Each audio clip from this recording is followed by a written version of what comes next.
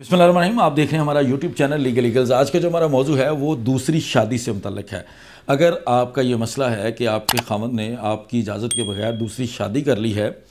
और आप उसके ख़िलाफ़ प्रोसीडिंग करना चाहते हैं, तो आपको कौन सा कानून ये तहफ़्फ़ुज़ देता है या कौन सा कानून आपको ये रेमेडी देता है कि आप मुकदमा दायर कर सकती हैं। ये उन ख़वातीन के लिए है जिनका ये मसला हो, या जो लोग ये जानना चाहते हैं, इंटरेस्टेड हैं कि अगर दूसरी शादी बगैर इजाज़त हुई है तो उसके लिए क्या सज़ा है, क्या जुर्माना है, क्या कानून है पाकिस्तान के अंदर। तो आज हम उसको डिस्कस करेंगे। मुस्लिम फैमिली लॉ ऑर्डिनेंस आपके जो आइली कवानीन हैं आपके 1961 के, जो कि यूब खान साहब के दौर के कवानीन हैं, जो कुछ चीज़ों के कुछ मामलात के हवाले से कंट्रोवर्सी के अंदर भी थे और आज भी हैं, लेकिन उस जो इंटैक्ट है जो कानून है उसके मुताबिक उसका सेक्शन 6, जिसको पोलीगैमी के नाम से जाना जाता है, उस सेक्शन 6 के अंदर वो तमाम प्रोसीजर दिया गया है कि जब भी कोई दूसरी शादी करेगा, पहली बीवी की मौजूदगी में या पहले एक से ज़्यादा बीवियों की मौजूदगी में अगली शादी करेगा तो उसके लिए क्या प्रोसीजर होगा, किस तरह से उसको इजाज़त लेनी है, किस तरह से वो मामला चलने हैं। अगर कोई बग़ैर इजाज़त शादी करता है अपनी पहली बीवी के या पहली बीवियों के, तो उन बीवियों के पास क्या कानूनी तहफ़्फ़ुज़ है वो सब सेक्शन 5 के अंदर दिया गया है।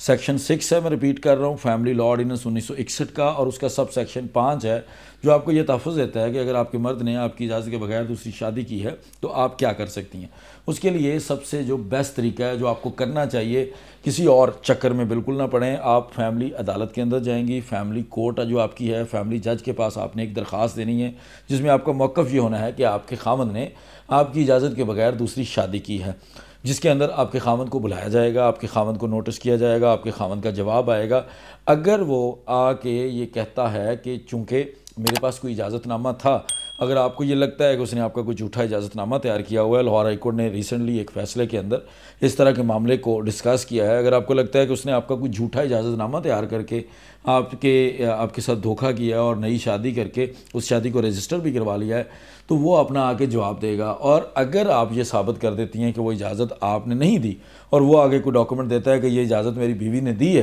तो आपके पास ये रेमेडी है कि एक तो पहले आप वो साबित करेंगे कि वो इजाज़तनामा आपका नहीं है, तो एक ये कार्रवाई आपके खामद के ऊपर कर दी जाएगी, और दूसरी कार्रवाई उसके ख़िलाफ़ आपकी 476 की कार्रवाई कर दी जाएगी, जिसके तहत उस बंदे के ख़िलाफ़ झूठी गवाही अदालत के अंदर देने की सज़ा उसको दी जाएगी। और 2 मुकदमात की उसके ख़िलाफ़ सज़ा का मुकदमा फैमिली अदालत जो है वो सुना सकती है। एक मुकदमा दर्ज हो जाएगा जिसका फ़ैसला दूसरी अदालत करेगी, और एक मुकदमा जो आपके सामने चल रहा है, जो आपने दायर किया है फैमिली अदालत के अंदर, और इसके जो सज़ा है वो 1 साल तक की सिंपल इम्प्रिजनमेंट, सादा सज़ा है, रिगरस इम्प्रिजनमेंट होती है जिसमें कैद बा मुशक्क़त होती है, और एक होती है जो मुशक्क़त के बगैर सज़ा होती है। 1 साल तक की कैद होगी आपके उस शौहर को, अगर वो शौहर है अभी भी आपका, और दूसरा उसको 5,000 तक का जुर्माना होगा। और ये बड़ी ज़रूरी चीज़ है कि अगर आप फैमिली अदालत के अलावा कहीं जाके कोई मुकदमा दायर करती हैं, जो कि यहाँ कुछ लोगों को इस तरह की कन्फ्यूजन्स होती हैं और वो पुलिस के अंदर जाके दरख्वास्त दे देते हैं या कहीं और,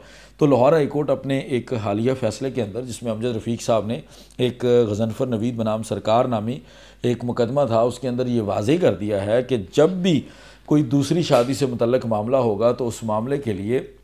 जो औरत है उसके पास जो रेमेडी है वो फैमिली अदालत है, और फैमिली अदालत के अंदर जाकर ही वो section 6 sub section 5 Muslim family law ordinance 1961 के तहत केस दायर कर सकती है। इसके अलावा अगर कोई भी आप मुकदमा दायर करेंगे कहीं और करेंगे तो उसको खारिज कर दिया जाएगा। लाहौर हाई कोर्ट ने एक तफसीली जजमेंट इसके ऊपर भी जारी की है। तो इससे रिलेटेड अगर आपका कोई और सवाल हो तो हमें कमेंट सेक्शन में या हमारे दिए गए व्हाट्सएप नंबर पर बताइएगा। उम्मीद है कि आपको इस मुख्तसर वक्त में ये दूसरी शादी बिला इजाज़त जो है और उसका कानून और उसकी सज़ाएँ वो आपको समझ आ जाएगी। मैं सेक्शन रिपीट कर देता हूँ। सेक्शन 6 है मुस्लिम फैमिली लॉ ऑर्डिनेंस 1961 का, जो कि पोलीगैमी के नाम से होगा, और वो बहुत बड़ा सेक्शन नहीं है, उसको हम रिप्रोड्यूस भी कर देंगे अपने डिस्क्रिप्शन में। वो आपको क्लियरली बताएगा कि क्या क्या आपके हकूक़ हैं या इस तरह के मामलात में क्या होना चाहिए, और अगर कोई बिला इजाज़त शादी करता है दूसरी तो उसकी सज़ा कौन देगा और कितनी सज़ा होगी वो उसके अंदर वाज़ेह है। बहुत शुक्रिया। अस्सलाम वालेकुम।